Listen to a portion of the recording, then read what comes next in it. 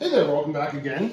So what we're going to do is we're going to do some pretty simple tests on wires, and I'm going to show you some of the tools and equipment that we use generally to test out wires. I'm going to show you what to do, what not to do. So let's dive right into this, and we'll start talking automotive terminology. Here you see I've got a couple of what we call pigtails. So pigtail has all the terminals in it. It has the connector itself, as well as little wires hanging off, and these are generally replacement pieces that repair a damaged harness. Now these are chopped out of a live harness that we had at the school. I stole a couple of them just to bring them home and show you what they're all about, but we'll be using a pigtail for today's demonstration purposes. I have, of course, both sides of the connectors so we can connect it back together and have a look at how we'd actually test them, take them apart, and everything else like that. So first thing we need to know about testing a wire. I've seen a lot of people kind of butcher this process. Now we're either going to be using a multimeter, kind of like this one here, or we might use a test light, a bit like this one here. Why a test light? Well, it's a real quick and easy way of just going, yes, there's power, power, power, power. Doesn't tell us the exact voltage. Well, you can buy them that will tell you the exact voltage. These incandescent test lights tend not to tell you the exact voltage, or cannot tell you the exact voltage. The nice thing about an incandescent test lamp, though, is we can actually sometimes catch a circuit that may have a resistance inside of it. The bulb inside of that incandescent test lamp won't glow as brightly if it doesn't have full voltage applied to it. It's designed for 12 volts plus, and if it's got less than that, because there's another resistance in the circuit consuming power, it will of course glow less brightly. These things are kind of neat for finding parasitic draws. You can hook these up in the negative side of the battery, and they'll actually glow quite brightly if there's a lot of current going through them, and not glow at all if it's a minimal amount of current. So they're kind of neat, and there's definitely uses for them. Now, whether you've got just your incandescent test lamp or if you're using a multimeter, you are going to find that they've got a sharpened tip on them, or a pointed tip. And a lot of people assume that pointed tip is so you can just start stabbing things. That's not true. Don't stab the wire.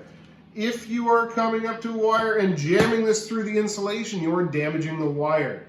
You should not be doing that. So that's our big takeaway right now.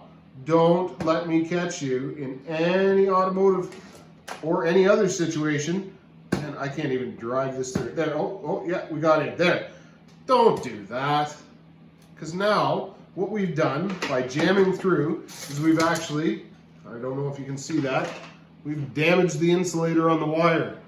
This wire will be open to all kinds of dirt and debris and salt and corrosion and all of that good stuff. So this has just caused a problem for future us. And no, you probably won't have done it because I've told you not to now, but somebody may have done it. So what happens if you find out somebody's done this? Well, you can add a little bit of tape over top of that to restore the insulated property. Or what I like to use is a little bit of liquid electrical tape. It restores the insulative value. Let me just grab a bottle of that. Go over to my supply cupboard here.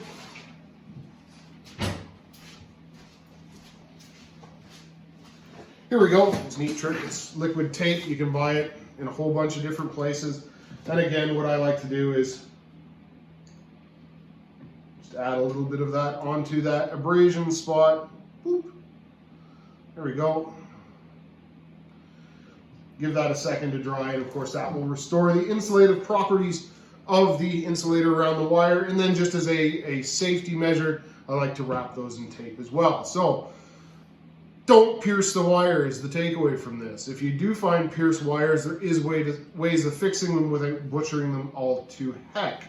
Of course, if that is corroded and gunky and the copper wire is no longer bright and shiny, you have to make a wiring repair on that. And it could be a solder splice or a shrink connector, however you decide that you're going to do it. Of course, you know the right way to do it now versus the wrong way, thanks to that other video.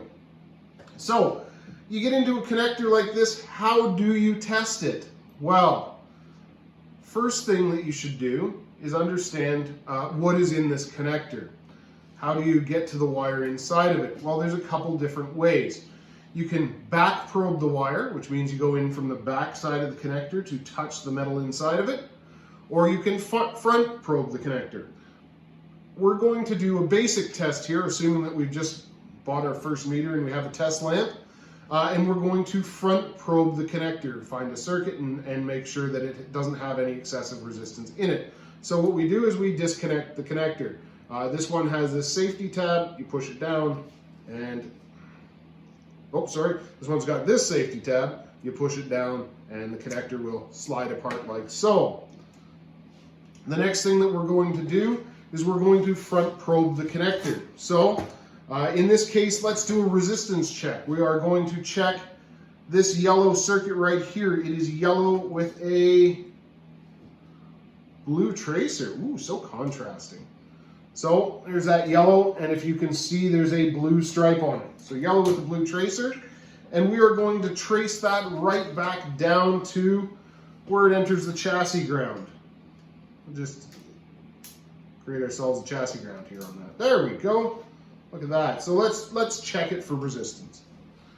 First thing we need is our multimeter, and we're going to hook up the red in the volt ohm tab and the black in the common tab. My meter is nice enough to be auto ranging, so we're going to hook that into ohms. We're now going to, hopefully that shows up, qualify the meter. Let's see. Hello meter, what are you saying? You're saying out of limits. Touch the ends together. Oh, meter's good, no resistance between the leads. So let's test this single wire here. Yellow goes into, oh, there's where it goes in. So on the other side, it's right there. See the pointed tip? So I can just barely touch the metal inside there. And of course, we're going to touch the conductor on the other end. We're going to see the resistance of that wire, which is pretty close to nothing. Perfect. So we've done a resistive test across the circuit. Great. If we did a resistive test across the circuit and we determined that that wire needs to be repaired or replaced, we would make either the repair or let's talk about the replacement. So we decided that that wire is no good. We've tested the harness and that wire needs to be replaced. We can't seem to find what's actually wrong in the wire. We couldn't locate the spot, so we've decided to replace the wire. First thing we should do is understand that it has to be of the same gauge. And it should be of the same quality and the same colors. So ideally in parts you would have a roll of, I guess this is probably 20 gauge yellow with a blue tracer. And you would ideally pull that out. Now most cases we're not going to have yellow and a blue tracer, so try and replace it with just a yellow line of the same gauge. Okay, these are things that will come back to haunt you if you don't replace them with the right wire. So then we're left with this conundrum. How do we get the wire out of the connector? Now I've seen a lot of people just come along and cut the wire right here and splice in a new wire. What if the problem is just inside the connector? That's not really a good repair. What we want to do is we want to replace as much of the circuit as possible if we've decided that we're going down the wiring replacement route. So we have to remove the terminal from the connector. Now the terminal, or a terminal, is the end of the wire. Terminal, terminator, right? Terminators kill things, make it the end of their life.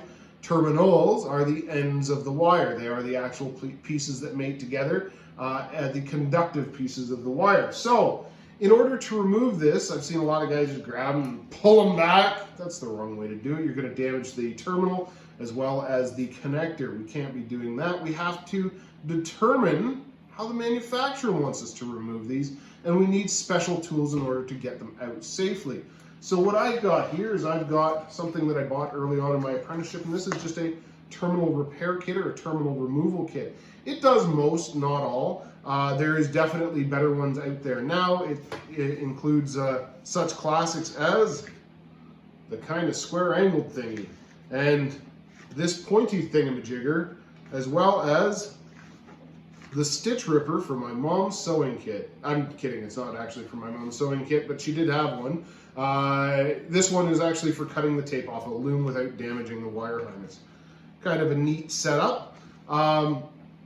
So in order to pop this out, let's have a look here. We got to determine how it's retained. It looks like, my eyes don't deceive me, which sometimes they do, you should be able to go in there and just kind of pull down the connector position assurance connector. So inside of here, we have the connector itself. Here it is. We have a terminal that goes into a slot within the connector, and the connector has a bit of a plastic tab that sticks up. So as the connector comes in, or the terminal comes into the connector,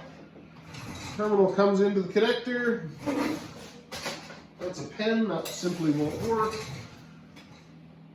Retain yourselves on the terminal, comes into the connector. We'll use this blue marker that's on the floor for some reason. It engages with this CPA clip and gets locked into place.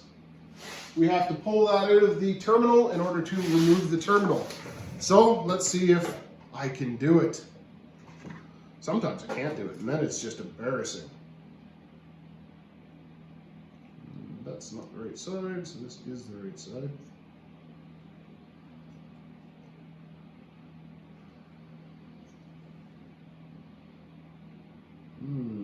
Does it make it go?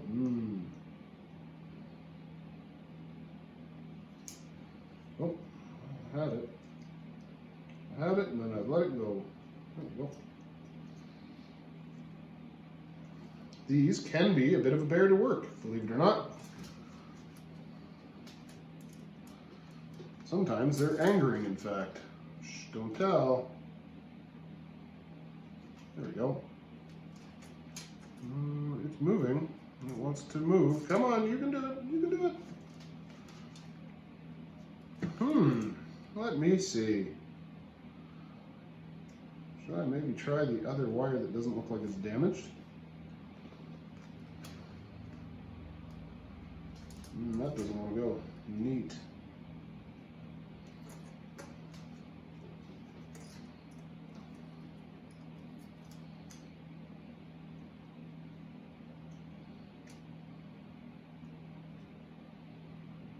Okay, so that pulls down like so, that pulls down like so, and that should evacuate. Oh, so silly. Embarrassing, really. Let me see, maybe we can do it with this one. Like I said, there are much better kits than the one I've got right now, so that's pulling the wire out of the terminal. That's not exactly what we're looking for. It's less than ideal. It's not a forward. So some of these release forward, some of them release backwards. These ones have weather packs on them, and I'm trying to show you what a weather pack is. So these ones are supposed to release backwards. It just looks like they really don't want to let go. I showed them frozen and everything, and they just don't want to let it go. How terrible is that? Oh, wow. Gosh, you're in there. This is almost the point in which we call for a brief intermission. Oh, there we go. I got it! Yay! You are just an unpleasant creature. Yep, so there we go. There's the terminal right there. This little metal piece is called the terminal, and it is crimped around the wire. So the wire is a conductor, and then that conductive aspect goes into this terminal. These terminals are available from the manufacturer, and provided that you don't damage the connector, you can of course reuse the connector, which is the plastic piece, replace the terminal and the wire. Now, you'll notice that my finger's in kind of a, convenient location, because this wire is used outside of the cabin. If we were to leave this open and exposed, it would get salt and corrosion and just be a real mess of a problem. So they put these little rubber things on them as well, and those are called weather packs. So these little weather packs, you can see, are ribbed. They're actually seals to keep water out of the connector, out from going inside of these weather packs and actually touching the terminals themselves.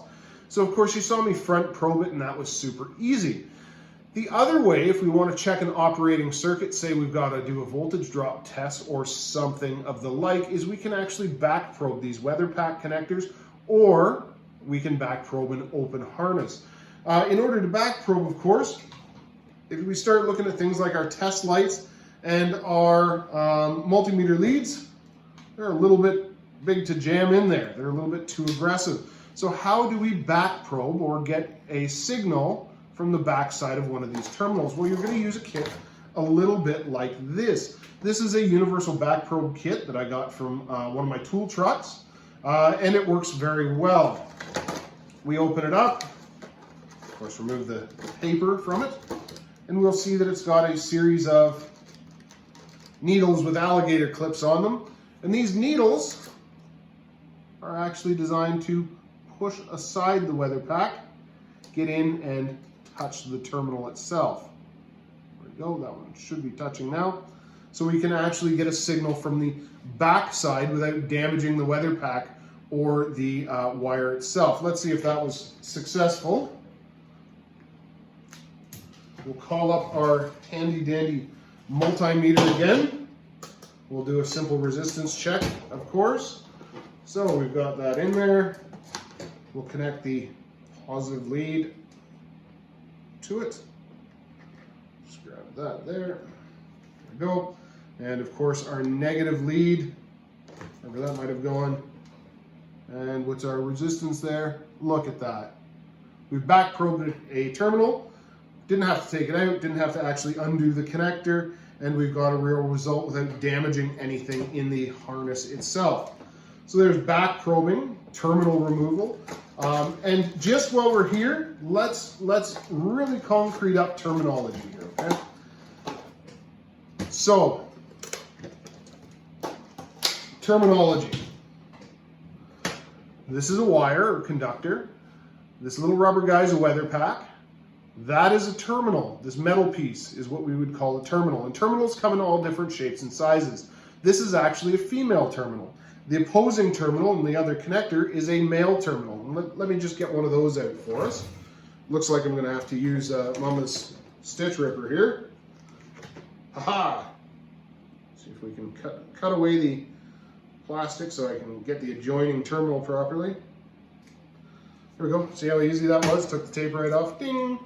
Look, I didn't stab myself or anything. Gosh, I deserve a medal for that. Or at least not to bleed.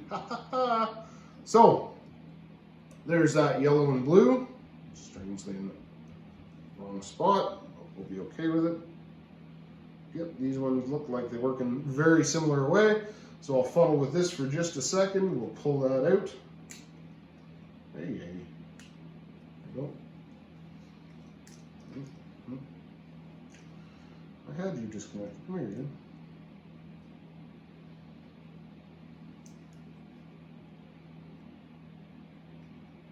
Slipped off.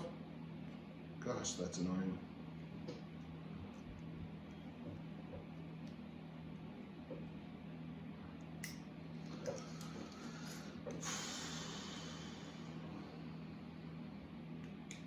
There.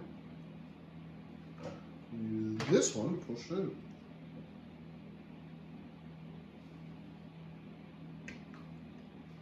There we go. Pop that out. There we go. So, this is a male terminal. We can see it's got a jut out. This is a female terminal. When the connector goes together, they actually push these terminals together like... Whoop. Hold on. Hold on. I swear it works this way. There we go. There, terminals are together.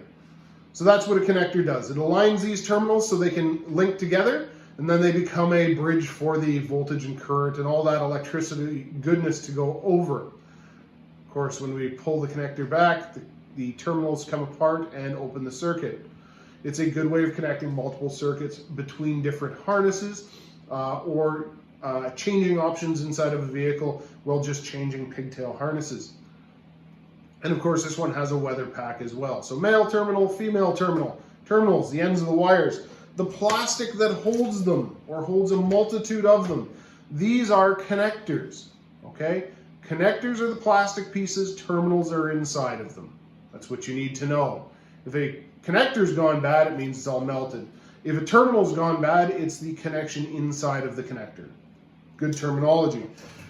The other type of terminal may not have a connector that goes around it. You may have seen these kind of in, well, a whole bunch of automotive aftermarket stuff.